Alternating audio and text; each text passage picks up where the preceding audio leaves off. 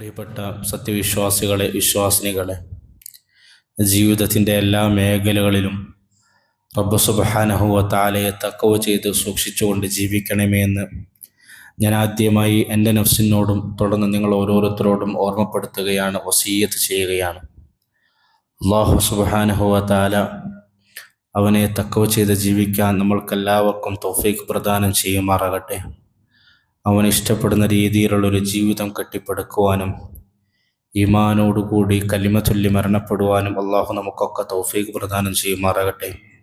അള്ളാഹുവിൻ്റെ ജന്നാത്തുൽ ഫിർദൗസിൽ മാതാപിതാക്കളോടൊപ്പം, ബന്ധുമിത്രാദികളോടൊപ്പം, ഭാര്യസന്താനങ്ങളോടൊപ്പം, ഹബീബായ റസൂലുള്ളാഹി സ്വല്ലല്ലാഹു അലൈഹി വസല്ലമയോടൊപ്പം ഒരുമിച്ച് കൂടുന്ന ഭാഗ്യവാന്മാരായ അടിമകളുടെ കൂട്ടത്തിൽ അള്ളാഹു നമ്മളെല്ലാം ഉൾപ്പെടുത്തി അനുഗ്രഹിക്കുമാറാകട്ടെ.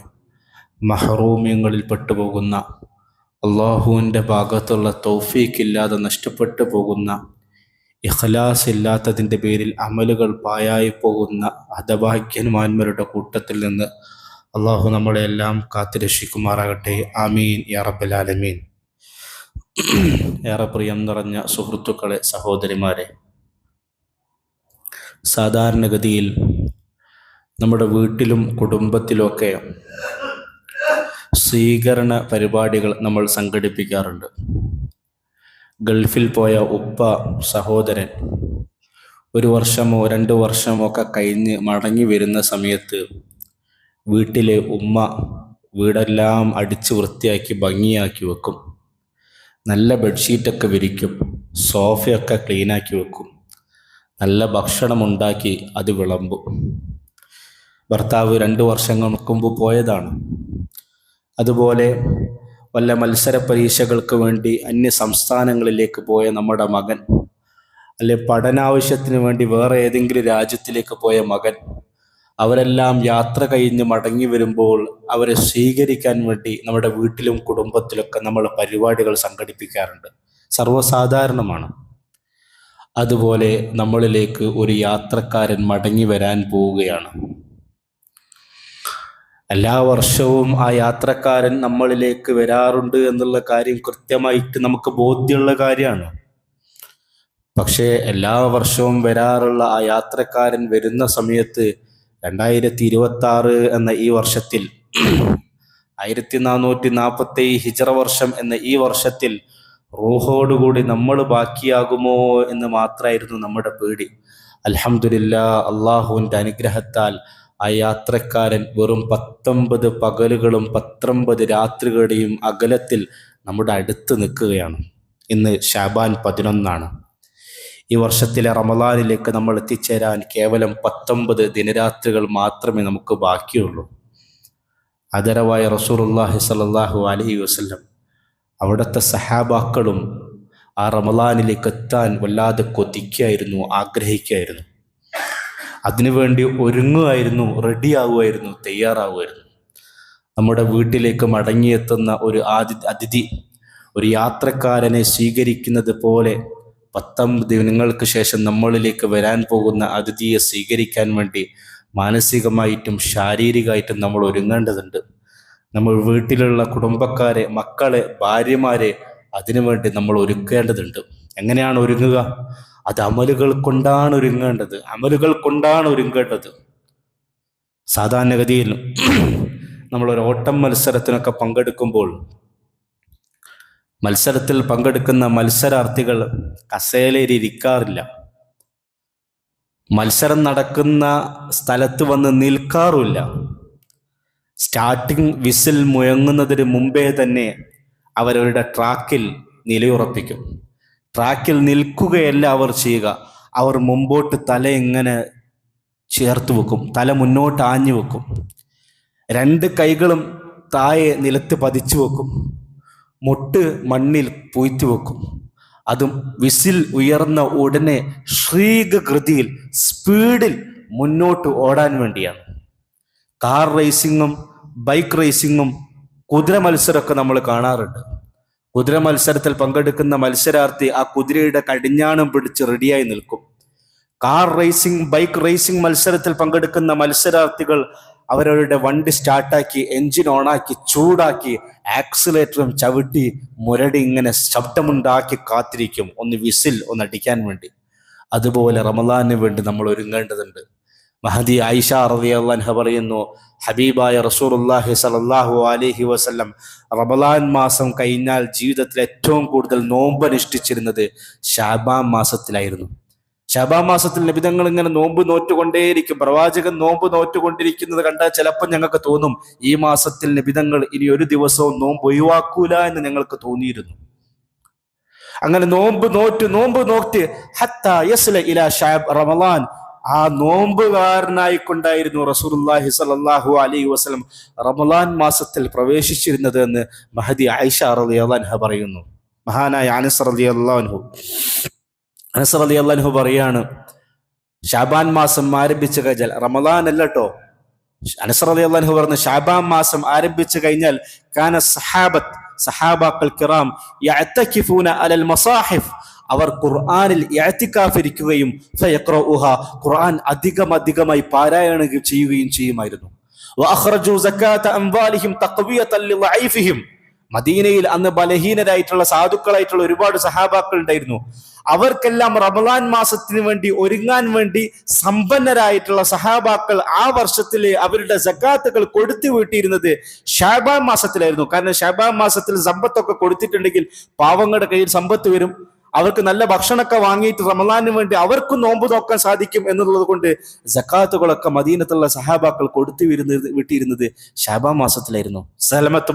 സലമത്തുബ്നു ഖുഹൈൽ എന്ന് പറയുന്ന മഹാനായ താബിഈയായ പണ്ഡിതൻ അദ്ദേഹം പറയുന്നുണ്ട്, യുഖാലു ലിശഹ്രി ശഅബാൻ ഷഹ്റുൽ ഖുറാ, ഞങ്ങളുടെ കാലഘട്ടത്തിൽ ശഅബാൻ മാസത്തിന് ഞങ്ങൾ വിളിച്ചിരുന്നത് ഷഹ്റുൽ ഖുർആൻ ഓതുന്നവരുടെ മാസം എന്ന് ശഅബാൻ മാസത്തെയും ഞങ്ങൾ വിളിച്ചിരുന്നു. കാരണം അത്രയും ആളുകൾ അമലുകളിൽ ഖുർആൻ പാരായണത്തിൽ വ്യാപൃതരായിരുന്ന ഒരു മാസമായിരുന്നു, റമളാനിന് വേണ്ടി ഒരുങ്ങിയിരുന്ന മാസമായിരുന്നു ശഅബാൻ എന്ന്. അംർ ഇബ്നു ഖൈസ് എന്ന് പറയുന്ന മഹാനായ താബിഈയായ പണ്ഡിതൻ, അദ്ദേഹത്തിന്റെ സീറയിൽ താരീഖിൽ നമുക്ക് വായിക്കാൻ സാധിക്കും, കാന ഇദാ ദഖല ശഅബാൻ മാസം ആരംഭിച്ചു കഴിഞ്ഞാൽ അഗ്ലക ഹാനൂതഹു, അദ്ദേഹം തന്റെ ഷോപ്പ് അടച്ചുപൂട്ടുകയും കാന യഅ്തകിഫു അലൽ ഖുർആൻ പാരായണം ചെയ്യാൻ വേണ്ടി അദ്ദേഹം ഇഅ്തികാഫിലേക്ക് കഴിഞ്ഞുകൂടുകയും ചെയ്യുമായിരുന്നു. പലപ്പോഴും മഹാരഥന്മാരായ താബിഈങ്ങളുടെ സഹാബാക്കളുടെ സംഭവങ്ങളൊക്കെ കേൾക്കുമ്പോൾ നമ്മൾ മനസ്സിലിങ്ങനെ വിചാരിക്കും, അവർ സഹാബാക്കളല്ലേ, അവർ താബിഈങ്ങളല്ലേ, അവരെ പോലെ നമുക്ക് ജീവിക്കാൻ സാധിക്കുമോ എന്നൊക്കെ പലപ്പോഴും നമ്മൾ ചിന്തിക്കാറുണ്ട്. നമുക്ക് അത്രയൊന്നും അമല് വേണ്ടതില്ല എന്നൊക്കെ പലപ്പോഴും നമ്മൾ ചിന്തിക്കാറുണ്ട്. പക്ഷെ നമ്മൾ ഭയപ്പെടേണ്ടതുണ്ട്. കഴിഞ്ഞ ദിവസം റസൂലുള്ളാഹി സ്വല്ലല്ലാഹു അലൈഹി വസല്ലമയുടെ ഒരു ഹദീസ് വായിക്കുകയുണ്ടായി. ഇമാം നവവി റഹിമഹുല്ലാഹ് റിയാദുസ് സ്വാലിഹീൻ എന്ന് പറയുന്ന കിതാബിൽ ആ ഹദീസ് ഉദ്ധരിക്കുന്നുണ്ട്. റസൂലുള്ളാഹി സ്വല്ലല്ലാഹു അലൈഹി വസല്ലം പറയുകയാണ്, യുഖ്ബലു സ്വാലിഹൂന അസ്ലാഫൻ, നല്ല മഹത്തുക്കളായിട്ടുള്ള സ്വാലിഹീങ്ങൾ ആദ്യം അവർ ജീവിച്ചു തീരും. വയഫ്ന സ്വാലിഹൂന അൽ അവ്വൽ ഫൽ അവ്വൽ, അങ്ങനെ നല്ല മനുഷ്യന്മാരെല്ലാവരും ഇങ്ങനെ പതിയെ മരിച്ചു തീരും. നമ്മൾ കണ്ണുകൾ കൊണ്ട് കണ്ടതാണ്. നമ്മുടെ ഉപ്പമാർ, നമ്മുടെ ഉപ്പാപ്പമാർ, അവരുടെ നമസ്കാരങ്ങൾ, അവരുടെ ഖുർആൻ പാരായണം, അവരുടെ നല്ല ജീവിതം, അവരുടെ ജീവിതത്തിലെ തഖ്വ എല്ലാം നമ്മുടെ കുട്ടിക്കാലത്തിലും യൗവനത്തിലും നമ്മൾ വളരെ കൗതുകത്തോടുകൂടിയും അത്ഭുതത്തോടുകൂടി മാത്രമേ നമ്മൾ നോക്കി നിന്നിട്ടുള്ളൂ. അങ്ങനെ സ്വാലിഹ്യങ്ങളായ നല്ല മനുഷ്യരെല്ലാം മരിച്ചു തീർന്നു. ഹത്താ ലാ യബ്ഖാ ഹുസാലതു ശഈരി വത്തംർ, പിന്നെ ദുനിയാവിൽ ഭൂമിയിൽ ബാക്കിയാവുക ചില മനുഷ്യരാണ്. ആദരവായ റസൂലുള്ളാഹി സ്വല്ലല്ലാഹു അലൈഹി വസല്ലം പറയുന്നു, ഹുസാലത്തു തംറി വശഈർ, ബാർലിയും ഗോതമ്പും എല്ലാം മില്ലിൽ പൊടിച്ചിട്ടുണ്ടെങ്കിൽ ബാക്കിയാകുന്ന ഉമിയില്ലേ, ആ ഉമികൾക്ക് തുല്യമായിട്ടുള്ളവർ, ആ ചണ്ടികൾക്ക് തുല്യമായ മനുഷ്യരായിരിക്കും ഭൂമിയിൽ ബാക്കിയാവുക. ഈത്തപ്പഴം ജ്യൂസ് അടിച്ചിട്ടുണ്ടെങ്കിൽ അതിൽ ബാക്കിയാവുന്ന ചണ്ടിയില്ലേ, അങ്ങനെ ചണ്ടികൾക്ക് തുല്യമായ മനുഷ്യരാണ് പിന്നീട് ബാക്കിയാവുക. ആ ഹദീസിൽ റസൂലുള്ളാഹി സ്വല്ലല്ലാഹു അലൈഹി വസല്ലം പറഞ്ഞു വെക്കുന്ന ഒരു പദമുണ്ട്. അത് നമ്മുടെ മനസ്സിനോട് ചേർത്ത് വെച്ച് നമ്മൾ കേൾക്കേണ്ട ഒരു പദമാണ്, ലാ യുബാരിഹിമുല്ലാഹു ബാലതൻ. അങ്ങനെ ബാർലിയുടെയും ഗോതമ്പിന്റെയും ഈത്തപ്പഴത്തിന്റെയും ചണ്ടികൾക്ക് തുല്യമായി പിന്നീട് വരുന്ന മനുഷ്യർക്ക് ലാ യുബാരിഹിമുല്ലാഹു ബാലതൻ, അള്ളാഹു അവരെ അല്പം പോലും പരിഗണിക്കൂല. അള്ളാഹു അവർക്കൊരു പരിഗണനയും കൊടുക്കൂല.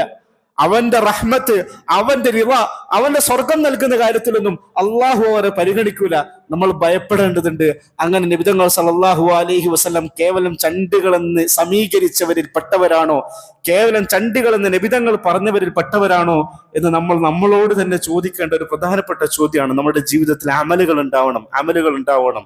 വിശുദ്ധ ഖുർആൻ നമ്മൾ ഓതി പഠിപ്പിക്കുന്നത് പോലെ മൻ അമില സ്വാലിഹൻ മിൻ ദക്കറിൻ ഔ ഉൻസ വഹുവ മുഅ്മിനുൻ ഫലനുഹയ്യന്നഹു ഹയാതൻ തയ്യിബ വലനജ്സിയന്നഹും അജ്റഹും ബിഅഹ്സനി മാ കാനൂ യഅമലൂൻ. പലപ്പോഴും നമ്മൾ മനസ്സുകൊണ്ട് ചിന്തിക്കും, ദുനിയാവിൽ പല ഹറാമുകളുണ്ട്, ചെയ്യാൻ പാടില്ലാത്തതായ പല രസങ്ങളൊക്കെ ഉണ്ട്. അത്തരം അഡിക്ഷനുകളിൽ ഹറാമായ കാര്യങ്ങൾ ചെയ്യുമ്പോഴാണ് ജീവിതത്തിന്റെ ഏറ്റവും നല്ല എന്റർടൈൻമെന്റ്, ജീവിതത്തിലെ ഏറ്റവും നല്ല രസം അതാണെന്ന് നമ്മൾ കരുതും. അള്ളാഹു ഹറാമാക്കിയ പല കാര്യങ്ങളുണ്ട്. രാത്രിയുടെ പാതിരാവുകളിൽ നമ്മൾ ചെയ്യുന്ന ഹറാമുകൾ, അതൊക്കെ ചെയ്യുമ്പോഴാണ് ഏറ്റവും നല്ല രസം എന്ന് നമ്മൾ കരുതും.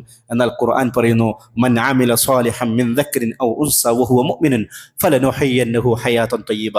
അള്ളാഹുവിന് വേണ്ടി സൽക്കർമ്മങ്ങൾ ചെയ്തുകൊണ്ട് ജീവിക്കുന്ന മുഅ്മിനായ മനുഷ്യൻ, അള്ളാഹു അവർക്ക് ഫലനുഹയ്യന്നഹു ഹയാതൻ തയ്യിബ, ഞാൻ അവർക്ക് ഏറ്റവും തയ്യിബായിട്ടുള്ള ഏറ്റവും നല്ല ലൈഫ് അവർക്ക് ഞാൻ കൊടുക്കും. അത് മരണാനന്തരം സ്വർഗത്തിൽ കിട്ടുന്ന ലൈഫല്ല, ദുനിയാവിൽ പോലും നല്ല രീതിയിൽ ജീവിച്ച, അള്ളാഹുവിനെ വഴിപ്പെട്ട് ജീവിച്ച ആളുകൾക്ക് അള്ളാഹു ഏറ്റവും നല്ല ലൈഫ് കൊടുക്കും. ഏറ്റവും നല്ല ലൈഫ് നമ്മൾ പോലും അത് അനുഭവിക്കുന്നതാണ്. ഒരു ഉദാഹരണത്തിന് നമ്മുടെ ജീവിതത്തിൽ തന്നെ ഒരു രാത്രി നമ്മൾ ചെലവഴിച്ചു. എങ്ങനെ ചെലവഴിച്ചു? നമ്മൾ പള്ളിയിൽ ഇഅ്തികാഫിലായിരുന്നു, അല്ലെങ്കിൽ തഹജ്ജുദ് നമസ്കാരത്തിലായിരുന്നു, ഖിയാമുൽ ലൈൽ നമസ്കാരത്തിലായിരുന്നു, ഇഅ്തികാഫിലായിരുന്നു. അങ്ങനെ കഴിച്ചു കൂട്ടിയ ഒരു പകൽ, ഒരു രാത്രിയെക്കുറിച്ച്, നമ്മുടെ ജീവിതത്തിലുള്ള ഒരു രാത്രിയെക്കുറിച്ച് നമ്മൾ ആലോചിച്ച് നോക്കൂ. പിറ്റേന്ന് പ്രഭാതത്തിൽ നമ്മൾ നല്ല സന്തോഷത്തിലാണ്, നമ്മൾ നല്ല ഹാപ്പിയിലായിരുന്നു. അന്നത്തെ രാത്രി ഞാൻ അത്ര നിസ്കരിച്ചു, അന്നത്തെ രാത്രി ഞാൻ അത്ര ഖുർആൻ പാരായണം ചെയ്തു, അന്ന ദിവസം ഞാൻ ഇന്ന സൽക്കർമ്മങ്ങളൊക്കെ ചെയ്തു. വളരെ സന്തോഷത്തോടു കൂടി മൂടി മാത്രമേ നമ്മൾ അന്നത്തെ ആ രാത്രിയെക്കുറിച്ച് ഓർക്കാറുള്ളൂ. അതേസമയം തന്നെ നമ്മുടെ ജീവിതത്തിൽ ചില രാത്രികളുണ്ട്, പല ഹറാമും പല തെറ്റുകുറ്റങ്ങളും ആരും അറിയാതെ നമ്മൾ ചെയ്തു കൂട്ടിയ രാത്രി. ആ രാത്രികളെ വളരെയധികം ദുഃഖത്തോടു കൂടി മാത്രമേ നമ്മൾ ഓർത്തെടുക്കാറുള്ളൂ. അങ്ങനെ ഒരു രാത്രി കഴിഞ്ഞ് പിറ്റേന്ന് പകൽ ഉദിക്കുമ്പോൾ തന്നെ കഴിഞ്ഞ രാത്രി നമ്മൾ ചെയ്തു പോയ തെറ്റുകുറ്റങ്ങളെ കുറിച്ച് ആലോചിച്ച് നമ്മൾ ടെൻഷൻ അടിക്കാറുണ്ട്, നമ്മൾ ദുഃഖിക്കാറുണ്ട്. ഖുർആൻ പറഞ്ഞത് അത്ര കൃത്യമാണ്. അള്ളാഹു ദുനിയാവിൽ നന്മയെന്ന് പഠിപ്പിച്ച എല്ലാ കാര്യങ്ങളും അത് ചെയ്യാൻ പോകുമ്പോൾ നമുക്കൊരു വിമുഖത ഉണ്ടാവും, താല്പര്യം ഉണ്ടാവില്ല. അത് ചെയ്തുകൊണ്ടിരിക്കുമ്പോഴും നമുക്ക് ക്ഷീണം ഉണ്ടാവും, അസ്വസ്ഥ ഉണ്ടാവും. പക്ഷേ അത് ചെയ്ത് പൂർത്തിയായി കഴിഞ്ഞാൽ പിന്നെ മനസ്സിന് ഭയങ്കര സന്തോഷമാണ്, മനസ്സിന് ഭയങ്കര ആഹ്ലാദമാണ്. അതേസമയം അള്ളാഹു ദുനിയാവിൽ ഹറാമാക്കിയ പല കാര്യങ്ങളുണ്ട്. ആ ഹറാമാക്കിയ കാര്യങ്ങൾ ചെയ്യാൻ പോകുമ്പോൾ നമുക്ക് ഭയങ്കര രസമാണ്. അത് ചെയ്തുകൊണ്ടിരിക്കുന്ന സമയത്ത് ഭയങ്കര ആനന്ദമാണ്. പക്ഷെ ചെയ്തു കഴിഞ്ഞാൽ കാലാകാലം വരെ, മരണം വരെ അതിനെക്കുറിച്ച് ആലോചിച്ച് നമുക്ക് ടെൻഷൻ ഉണ്ടാവും. ഇത് തന്നെയാണ് മരണാനന്തര ജീവിതത്തിനും സംഭവിക്കാനുള്ളത്. അള്ളാഹു തുറന്നു പറഞ്ഞു വെക്കുന്നു, വലനജ്സിയന്നഹും അജ്റഹും ബിഅഹ്സനി മാ കാനൂ യഅമലൂൻ. ദുനിയാവിൽ സൽക്കർമ്മം ചെയ്ത ആളുകൾക്ക് അള്ളാഹു പ്രതിഫലം നൽകും. എങ്ങനെ? ബിഅഹ്സൻ, ഏറ്റവും നല്ല രീതിയിൽ. അറബിയിൽ ഹസൻ എന്ന് പറഞ്ഞാൽ നല്ലതാണ്, അഹ്സൻ എന്ന് പറഞ്ഞാൽ സൂപ്പർലേറ്റീവ് ഭാഷയിൽ പറയുന്നതാണ്. ഏറ്റവും നല്ല രീതിയിൽ ഞാൻ അവർക്ക് പ്രതിഫലം നൽകും. റസൂലുള്ളാഹി സ്വല്ലല്ലാഹു അലൈഹി വസല്ലം വെള്ളിയാഴ്ച ദിവസത്തിൽ സുബഹിയിൽ സ്ഥിരമായി പാരായണം ചെയ്തൊരു സൂറത്തുണ്ട്, അത് സൂറത്തു സജ്ദയാണ്. ആ സൂറത്തു സജ്ദയിലൂടെ അല്ലാഹു സുബ്ഹാനഹു വ തആല മുഅ്മിനീങ്ങൾക്ക് കൽപ്പിക്കുന്ന ചില പാഠങ്ങളുണ്ട്. ഇന്നമാ യുഅ്മിനു ബിആയാതിനല്ലദീന ഇദാ ദുക്കിറൂ ബിഹാ ഖറൂ സുജ്ജദൻ വസബ്ബഹൂ ബിഹംദി റബ്ബിഹിം വഹും ലാ യസ്തക്ബിറൂൻ തതജാഫാ ജുനൂബുഹും അനിൽ മളാജിഇ യദ്ഊന റബ്ബഹും ഖൗഫൻ വതമഅ വമിമ്മാ റസഖ്നാഹും യുൻഫിഖൂൻ فلا تعلم نفس ما أخفي لهم من قرة أعين جزاء بما كانوا يعملون. അള്ളാഹുവിന്റെ ഖുർആൻ ആയത്തുകൾ കേട്ടാൽ സുജൂദിലായി വീഴുന്ന ചില മുഅ്മിനീങ്ങളുണ്ട്. ഖറൂ സുജ്ജദൻ, അവർ സുജൂദിലായി കഴിഞ്ഞുകൂടും. വസബ്ബഹൂ ബിഹംദി റബ്ബിഹിം, അവർ അള്ളാഹുവിനെ സ്തുതിക്കും, അള്ളാഹുവിനെ വാഴ്ത്തും. തസ്ബീഹിലും ഹംദിലുമായി അവർ ജീവിതം ചെലവഴിക്കും. വഹും ലാ യസ്തക്ബിറൂൻ, ദുനിയാവിൽ അവർ അഹങ്കാരികളായിട്ട്, കിബറന്മാരായിട്ട്, പൊങ്ങച്ചക്കാരായിട്ട് അവർ ജീവിക്കൂല. റബ്ബിനെ പേടിണ്ടാവും. മരണമുണ്ട് എന്നൊരു ബോധ്യം അവർക്ക് ഉണ്ടാവും. മരണത്തെ മറന്നുകൊണ്ടൊരു ജീവിതം അവർക്ക് ഉണ്ടാവൂല. വഹും ലാ യസ്തക്ബിറൂൻ, പാതിരാവിൽ തതജാഫാ ജുനൂബുഹും അനിൽ മളാജിഇ യദ്ഊന റബ്ബഹും ഖൗഫൻ വതമഅ, അല്ലാഹുവിൽ പേടിച്ച് അള്ളാഹുവിനുള്ള പ്രതിഫലത്തിൽ ആഗ്രഹിച്ചുകൊണ്ട് അവരവരുടെ വിരിപ്പുകളിൽ നിന്ന് എഴുന്നേറ്റുകൊണ്ട് മുസല്ലയിലേക്ക് വരും. സ്വന്തം കിടപ്പറയിൽ, സ്വന്തം ബെഡ്റൂമിൽ അവർ മുസല്ല വിരിച്ചുകൊണ്ട് അള്ളാഹുവിന്റെ മുമ്പിൽ നമസ്കാരത്തിൽ കഴിഞ്ഞുകൂടും.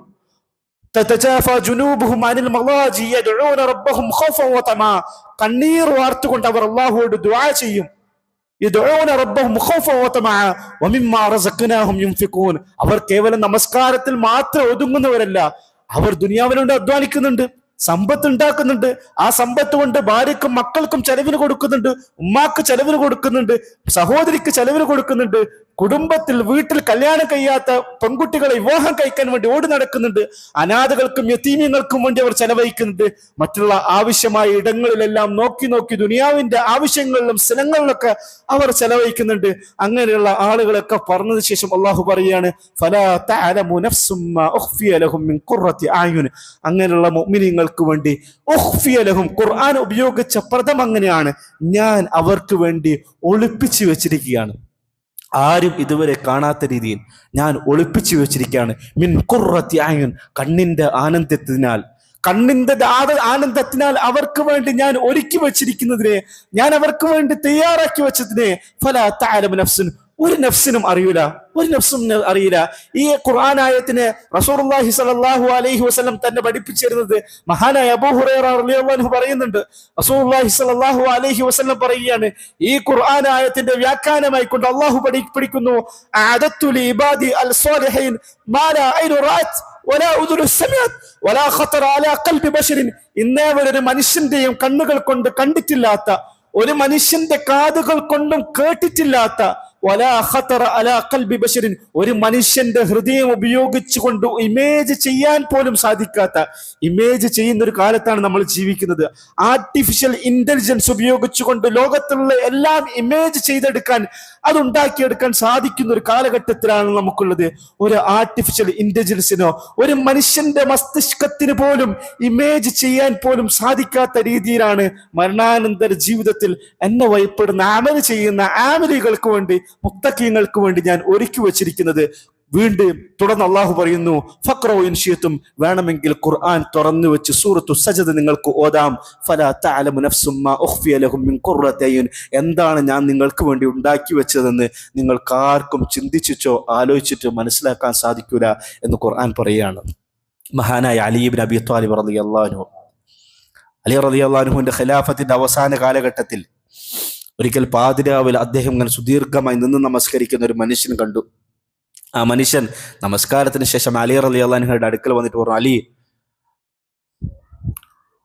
അൻത ഫിൽ ജിഹാദി ഫിൻ നഹാർ, പകലിൽ മുഴുവൻ താങ്കൾ ജിഹാദിലായിരുന്നു. ഇത് റമളാൻ മാസമാണ്. വസിയാം വസബർ, പകലിൽ ആ ജിഹാദിൽ ഏർപ്പെട്ടതിന്റെ പേരിലുള്ള ക്ഷീണമുണ്ട്, ശരീരത്തിൽ മുറിവുണ്ട്, നോമ്പുകാരനായിരുന്നു. സുമ്മൽ ഖിയാമു ഫിൽ ലൈൽ, ഇതെല്ലാം കഴിഞ്ഞതിന് ശേഷം രാത്രി കാലങ്ങൾ അങ്ങ് നിന്ന് നിസ്കരിക്കുകയാണോ എന്ന് മഹാനായ അലി റളിയല്ലാഹു അൻഹുവിനോട് ഒരു മനുഷ്യൻ ചോദിച്ചു. അലി റളിയല്ലാഹു അൻഹു മനുഷ്യനോട് പറഞ്ഞു, ഇന്നി ഉഇദ്ദു ദാലിക ഇന്നി ഉഇദ്ദു ഹാദാ ലിസഫറിൽ ആഖിറ, ആഖിറത്തിലേക്കുള്ള എൻ്റെ യാത്രക്ക് വേണ്ടി ഞാൻ തയ്യാറാക്കി വെക്കുന്നതാണിത്. അള്ളാഹുവിലേക്കുള്ള, റബ്ബിലേക്കുള്ള എൻ്റെ മടക്ക യാത്രക്ക് വേണ്ടി ഞാൻ തയ്യാറാക്കി, ഞാൻ ഒരു കൂട്ടി വെക്കുന്ന അമലുകാണ് ഞാൻ. അങ്ങനെയുള്ള അമല് ചെയ്യുന്ന ആളുകൾക്കാണ് ആദത്തുൽ ഇബാദി സ്വാലിഹീൻ, അള്ളാഹു വണ്ണമായിട്ടുള്ള പ്രതിഫലം ഉണ്ടാക്കുക. നമ്മുടെ ജീവിതത്തിൽ പതിവായിട്ടുള്ള അമലുകൾ വേണം.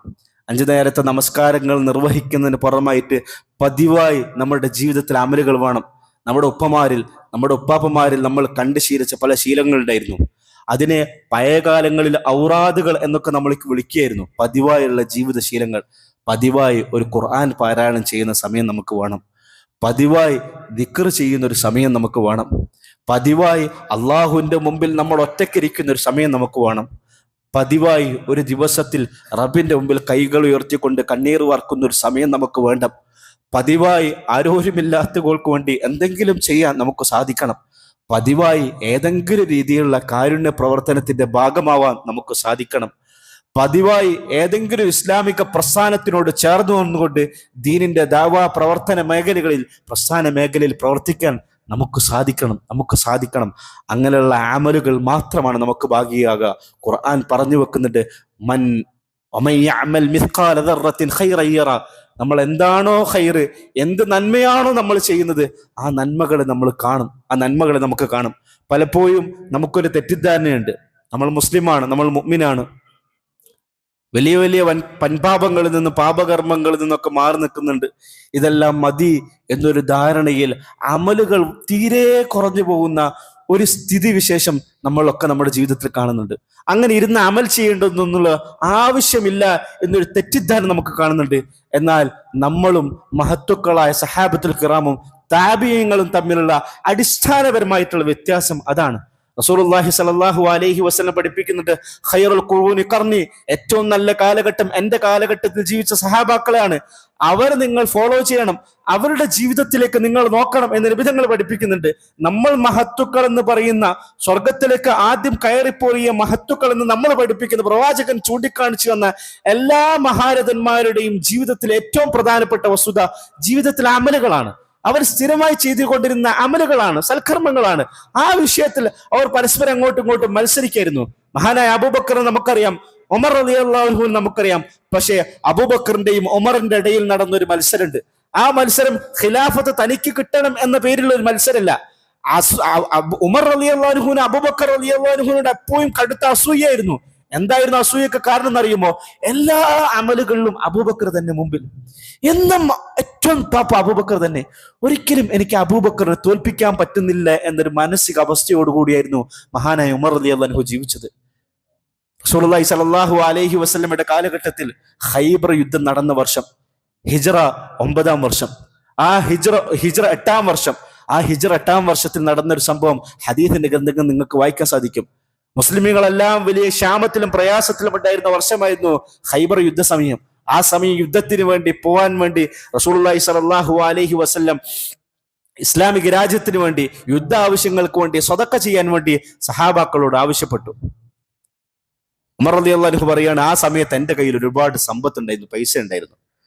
ഞാൻ വീട്ടിൽ പോയി എൻ്റെ വീട്ടിലുള്ള സമ്പത്തിന്റെ പകുതി സമ്പത്തും എടുത്ത് പള്ളിയിലേക്ക് വന്നു. അത് വലിയൊരു തുക, വലിയൊരു എമൗണ്ട് ഉണ്ടായിരുന്നു.